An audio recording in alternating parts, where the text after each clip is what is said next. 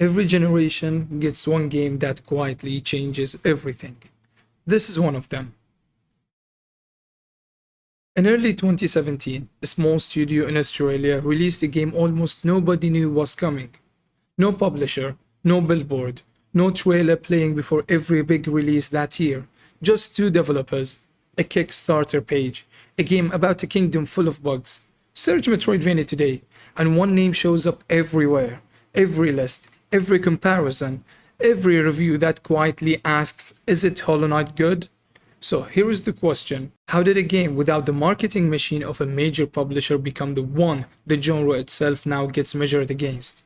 Not what happened. That is the easy part. Why? That's what we are actually chasing. And somewhere in this story, there is a moment. One moment almost every player who's finished this game remembers instantly. We'll get there.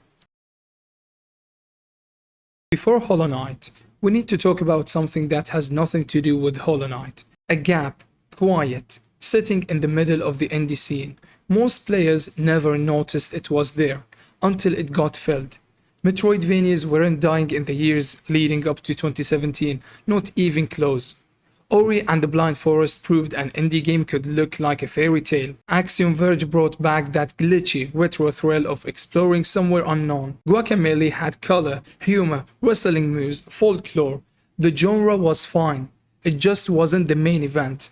Play through most of those games and a pattern shows up. Good, but compact. 8 hours, maybe 10, well-designed worlds, but small ones. Secrets, sure, but not the kind that make you feel like you found something the developers barely expected anyone to stumble onto. Nobody had built a Metroidvania so big. Players would still be uncovering it months after release, arguing about it online like it was a puzzle nobody had fully solved. There was room. The genre hadn't broken, it hadn't failed, it had just stopped surprising people. Very few saw what was coming. Harry Gibson, William Pellin, two names, one tiny studio out of Australia called Team Cherry. They weren't trying to build the greatest Metroidvania ever made. That idea came later, from us, from players, from history looking backward and connecting dots that weren't visible yet. What they wanted was simpler than that. They wanted to build the game they wished existed. A hand-drawn world of bugs and knights and forgotten kingdoms, the kind of thing you'd sketch in the margins of a notebook as a kid, except now they had the skill to actually build it. 2014 Kickstarter. The ask, roughly 35,000 Australian dollars, small enough that no gaming news site blinked. But the art spoke for itself. Moody, detailed, a little sad in a beautiful way, like a storybook left in a basement for 100 years, waiting for someone to open it again. People believed in it, the campaign succeeded, and that is usually where these stories stay simple. Team gets funded, team makes the game comes out, credits roll. Except, somewhere in development, the small project they patched started growing. New areas nobody planned for, new bosses, new systems layered on top of systems. But why? Why keep expanding a game that was already funded, already scoped, already ready to ship? Because a decent 10-hour Metroidvania sitting quietly next to a dozen other decent 10-hour Metroidvanias was never the goal. They were chasing something bigger than the pitch they'd sold. February 2017 release. No viral clip, no single moment that broke the internet, something quieter. Word of mouth, one player telling another, you need to play this, that player telling 3 more, so let's actually take this apart, not a review, an investigation. Combat wasn't the reason people fell in love with this game, not by itself. Something deeper was happening. Your weapon is a nail, functionally a sword, that's it. No huge arsenal, no easy shortcuts, just you learning an enemy's rhythm over and over until beating them stops feeling like luck and starts feeling like understanding. The game isn't asking for faster reflexes, it's asking for patience. Now look at the world itself. Hallownest doesn't feel alive because of what you are told. It feels alive because of what you are not. No narrator walks you through its history. No opening cutscene explains the fallen kingdom's politics. You piece it together from broken statues, from hallways that clearly used to matter, from NPCs who talk like the world used to be so much bigger than what's left of it now. The world doesn't tell you it used to be alive. It shows you the wreckage and lets you feel the loss yourself. Exploration works the same way. You don't get a map at the start. You have to find a map maker, and even then, you have to sit down on a bench just to draw what you have found. One tiny detail, setting to update a map. And it tells you the entire philosophy of this game in a single action. Nothing here is free. Not everyone loved that. Some players found the backtracking exhausting, wandering the same tunnels twice, looking for a path they'd missed. Others thought that was exactly the point, that getting lost was part of what made finding your way out mean something. Now, actually listen for a second. One of this game's greatest strengths isn't what you hear, it's what you don't. Composer Christopher Larkin knew exactly when to pull the music away completely. Long stretches, almost silent, wind, water, dripping somewhere you can't see, and that silence is what makes the next swell of music land like a wave. It isn't empty space, it's part of the song. And the bosses? Nearly 50 of them once you count every variation. A first playthrough that runs 20 to 30 hours, and completionists have logged well past 60 chasing everything the game is hiding. When you finally win one, it doesn't feel like the game gave up first. It feels earned.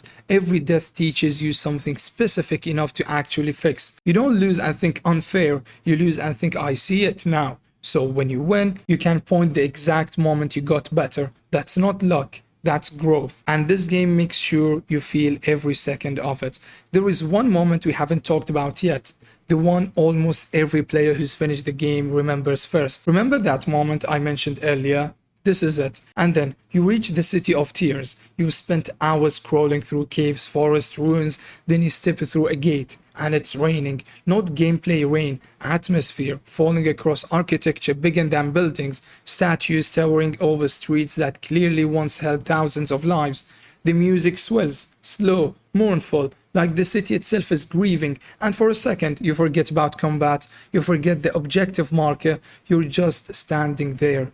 This place used to be alive, and now it's just rain. For the first time, Hallownest stops feeling like a level. It starts feeling like history.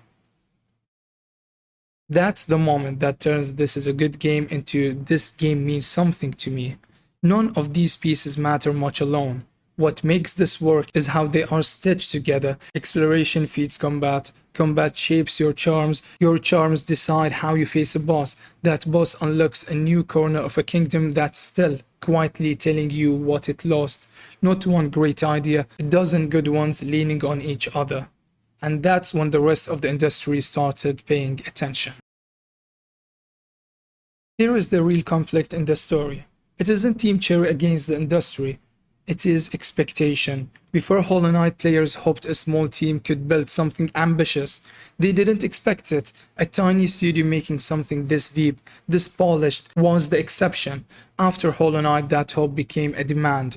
Watch it play out, game after game. Blasphemous, gothic, brutal, a map built to reward the same patient exploration Hallownest asks for. 9 Souls, Taoist punk, combat that punishes you for rushing instead of learning. Under Lilies, and its successor Under Mongolia slower, sadder, a world uncovered piece by piece, never handed over. Animal Well went further still, strange, minimal, sometimes almost completely silent, trusting mystery to do the work dialogue usually handles. It became one of the most talked about indie releases in years. Tales of Kenzera, Zhao folded grief and African mythology into that same loop, explore, unlock, discover. And then there is Prince of Persia, The Lost Crown, not a small studio, not a Kickstarter campaign, a massive publisher with a massive budget, choosing to build on the same foundation anyway, map systems, bench-style checkpoints, secrets tucked behind ability gates. When a franchise with decades of history and every resource available chooses this blueprint, that tells you how far the influence actually reached. This isn't about copying, it's a whole generation of developers looking at what a 2-person team in Australia built and quietly asking themselves the question Team Cherry never asked out loud. How deep can we actually make this world? Look closely and the pattern is everywhere. Map systems that reward patience over hand-holding, rest points that double as moments of calm, Atmosphere treated as seriously as combat, environmental storytelling, the world showing you, not telling you, charm-like systems that let players build their own approach, a difficulty philosophy where losing teaches instead of just punishing. Once you see it, you can't unsee it. Back to where we started, how did a game without the marketing machine of a major publisher become the one the genre itself now gets measured against? Here is the honest answer. It's not because Hollow Knight quietly reinvented every kind of indie game. That claim is easy to make and hard to defend. Hades didn't need it, Stardew Valley didn't either. But inside Metroidvanias and across a wide stretch of ambitious indie action games that followed, something shifted permanently. Hollow Knight changed what players expected from a modern Metroidvania. And in doing exactly that, it raised the bar for an entire generation of indie games that came next. But here is the strange part. It wasn't the sales numbers that made it legendary. Numbers fade, charts get replaced by next year's charts. It became legendary because of the question it left behind, a question countless developers since have had to sit with. Can our game live up to this one? Before Hollow Knight, players hoped an indie game could rival something built by a massive studio. After Hollow Knight, they expected it. And once expectations change, there is no going back. Every generation gets one game that quietly raises the standard. Everything after it has to reach. Hallownest was never just